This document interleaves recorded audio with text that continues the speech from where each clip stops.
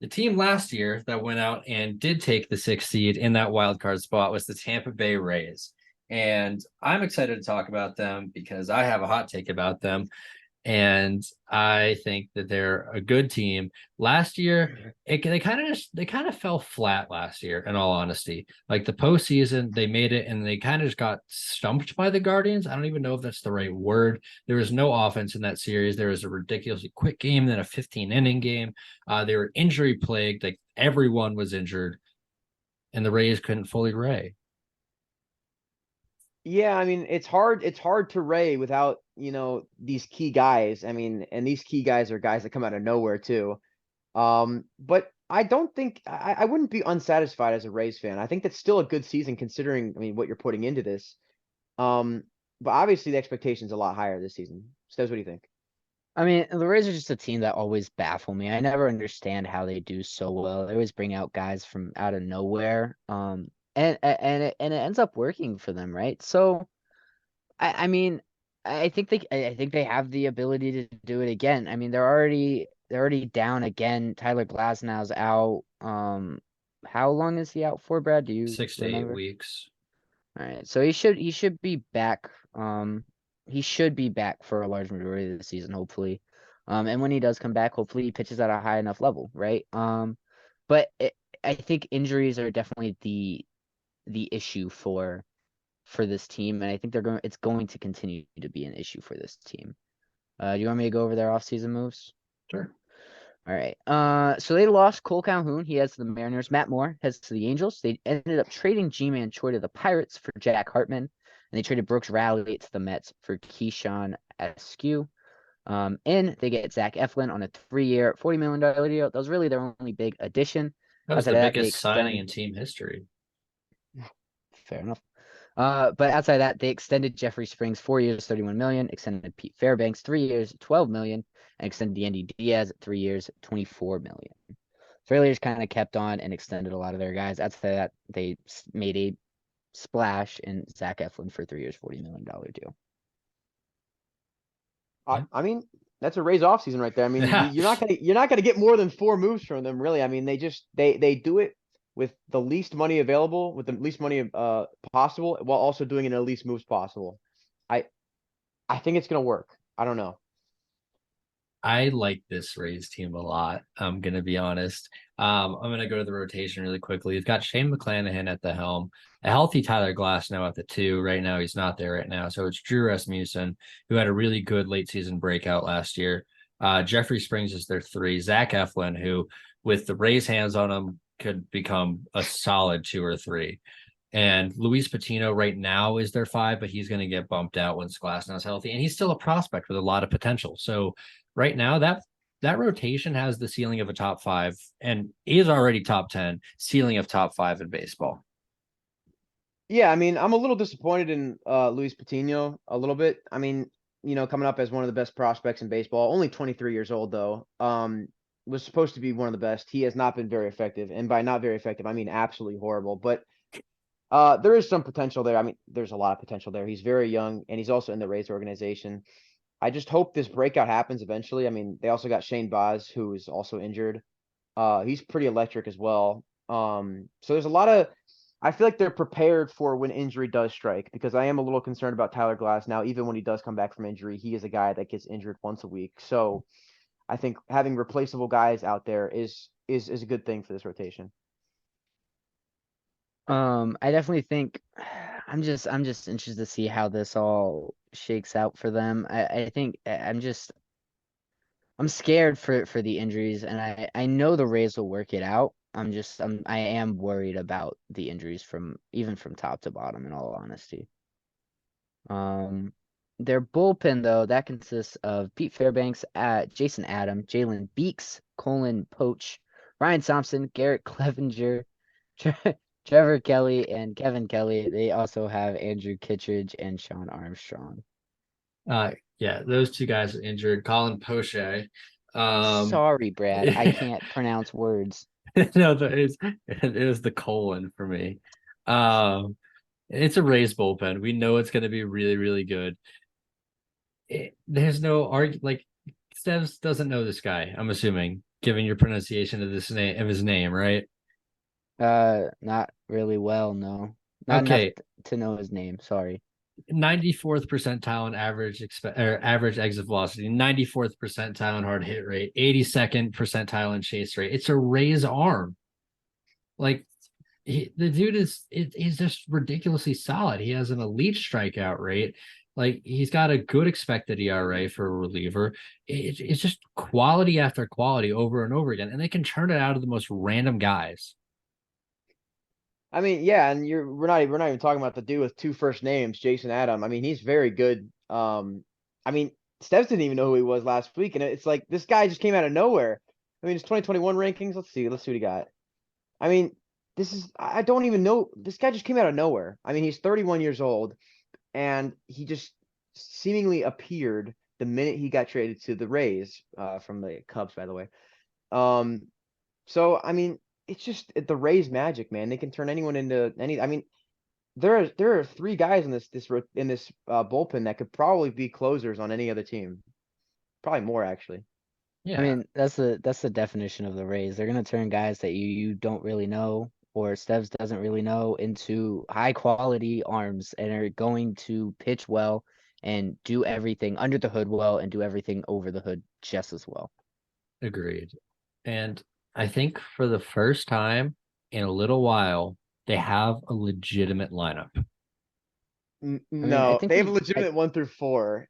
But Steves, Harold go ahead. Ramirez, no, look at Harold Ramirez from last year. Go take a peek at that. Go look at I'll take a Isak peek. Paredes. I'm taking I a mean, peek. I'm taking a I peek. think we talked about it, and I think Brad, I think we both kind of agree that this is their best team that they've had in what the last like half decade. Possible. Like it's probably up there. It's that That's or at the least 2020 team. yeah. It's one of those two. Yeah. Like the Rays just find ways to get the absolute value out of people. And that's what you need from a team. And the Rays on a low budget can get names like Harold Ramirez, who is an absolute nobody, and make him effective. You know, he hit 300 last year. You know, batting average loses its meaning nowadays, but still hitting 300. That has value. Like no matter what else, 300 batting average is very effective nowadays. You look Christian Bethencourt, Jose Siri at the bottom of that lineup. It's not as strong at the bottom, but when you have a sufficient 1 through 7 with a really good bullpen and a pretty good starting rotation, it's a pretty well-rounded team. Yeah, I mean, Paredes is someone that kind of developed his plate approach pretty significantly in one season. I mean, he still doesn't really have like a crazy hit tool, but he's walking more than ever. He's not striking out that often. He doesn't swing and miss that often, and he also provides a good glove. So I mean, it's a pretty valuable guy to have in your lineup, whether or not he's actually hitting or not. Yeah. Says you got any guys in this lineup that stand out to you? I mean, no, I mean it's top to bottom. It's good. Like you can't even. I don't think you can really argue about that, right? I think um I kind of want to see a little more from Randy Rosarina, because I think it's just from his like we all say that he's like out of this world like crazy like when we talk about him and he's very very clutch but like his over the top stats aren't incredible, right? And I think I want to see him take that next step, right? Mm-hmm. I could um see it. I, I definitely think he can. I think he will, especially with a top to bottom lineup like this around him. I like it. Yeah, I mean, we And talk about we talk about a Rosarena with his alarmingly high caught stealing rate, which is what helps him, steal bags. But he still does have this power tool, and I think he could be a 30-30 threat in the future, if not next season. Mm-hmm. So I mean, there's a couple, as Brad always says, there's a couple thump bats in this lineup that could provide some offense, and I think Randy Rosarena is probably the thump in this lineup, if not Yandy Diaz, probably.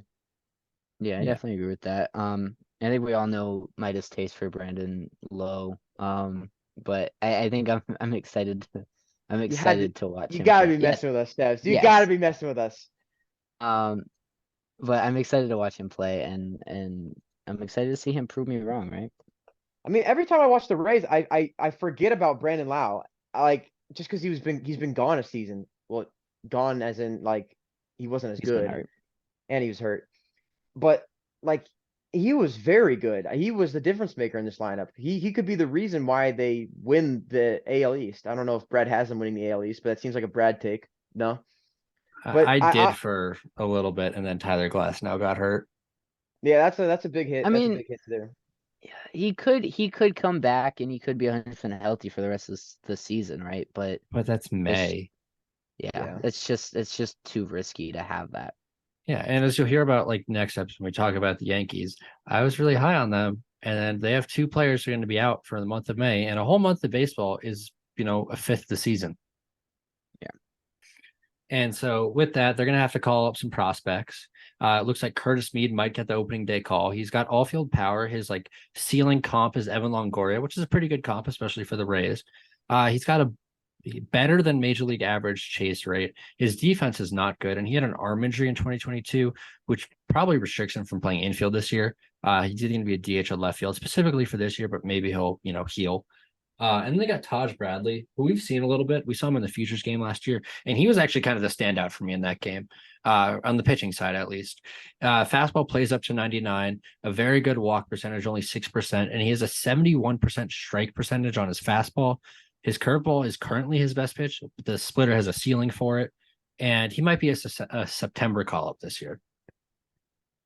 I mean, considering their luck with starting pitching and injuries, do you think it's possible that he does get called up before that happens? Like Glass now falls again and someone else falls. I Yeah, mean, it's very possible. I think Taj Bradley could be a difference maker. I think it's less of, testing out the young guy, more like we need someone to step up. And I think Taj Bradley will be that guy. agreed. I think I'm just excited to watch this Rays team. I mean, they turn the most random people into stars, and if they actually have players that look like they are going to be good, and you put them in that lineup, then it's just the sky's the limit. All right, we ready Yeah. for predictions? Oh yeah, Brad, Sounds you lead us off. You got the hottest one, I think. I don't think it's that hot because it's reasonably foreseeable. I have them going 93 and 69. Like the Rays team that wasn't good and wasn't healthy won 86 games. The Rays team that was healthy won 100 games. And what's the middle ground of that? 93, perfectly in the middle. And I think it's a competitive AL East. They've got to play everyone in baseball. So there's going to be some ups and downs from that. And I think it kind of falls on the shoulders of an MVP, Wander Franco, for their MVP, not like the MVP, their MVP being Wander Franco, Shane McClanahan picking up right where he left off, their Cy Young, a Zach Eflin breakout. And it is important to have your star in Wander Franco. Yeah, I mean, I'm right there with you. Got a raise at 92 and 70. That's one below Brad. Got their MVP as Wander Franco as well. Um, yeah, I mean, that's not shocking either. Their most important player had Tyler Glass now. He has to be healthy for an entire season. That is such a difference maker for them. I mean, starting pitching is just so hard to come by now, I guess, for this Rays team especially. Well, not actually, but like, having a healthy guy. So Tyler Glass now 150 innings would be very useful for them. Cy Young got Shane McClanahan though. If he can repeat what he did last year, obviously he'll be the Cy Young.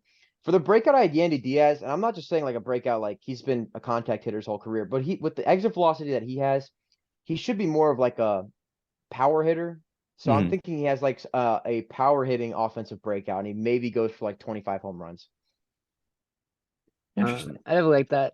I was a little lower, 90 and 72. MVP Wander Franco, Cy Young, Shane McClanahan. Most important, Tyler Glasnow, and I had their breakout as Randy Arozarena. I kind of want to see him, and I think he will take that step into like superstardom in a sense. That not just like postseason superstardom, like year-round superstardom. But like, in what aspects of his game do you think are going to Like I become want that? to. I'm trying. Hold on, let me look at stats. I want to see his average be up a couple more clicks. OPS definite. I kind of want to see his 2020 average, 2020 average, like a 281 average, and more of a 815 OPS around there, like for an entire season. And then obviously you need the stolen base numbers to kind of average out, so not like steal 1,000 bags and get caught half the time. I'd rather him like balance those numbers out a little more and make it like 30 out of 40 times and try and get that. Getting on base 1,000 times would be pretty good. So Yeah, I think that would really or help that. their ceiling. A fully functioning Rays team, which it's already not, is probably like 102 win team. They're not because Tyler Glasnow is not going to be there to fully function. So with that, I'll put them at 99. Yeah, I think I 99 is fair. I think 99 is definitely fair. And And their I floor, think though. I think floor 85 would is the be, floor. I was gonna say 84, 85. Brad, what do So you got? kind of what we saw from last season. That's where I was kind of Yeah. going for. Was like last season was kind of like everything went wrong because everything did go wrong, and they still made the playoffs. That's Yeah, just how they do it. I would definitely say 84, 85. All right, and then for their volatility, we got another mid team. Yeah.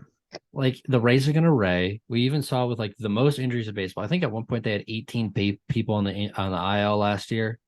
Like that was the most in baseball by any team, and they still made the playoffs. Tampa Bay Rays are a very quality organization who it has a financial constraint, and they play around it. They have a best bullpen in baseball, time in, time out, and they can develop stars around them. Is it finally the time where Wander Franco finally has that full MVP season? We're going to see really soon. We're 2 weeks away from opening day, 2 weeks exactly. And I am quite excited for it. If you guys are, you can go sure to check out all the other episodes we've released. You can hit the subscribe button and check out all the ones we're going to release. If you want to interact with us at all social media links will be in the description below. We will see you all next time on the 4A Baseball Podcast. Peace.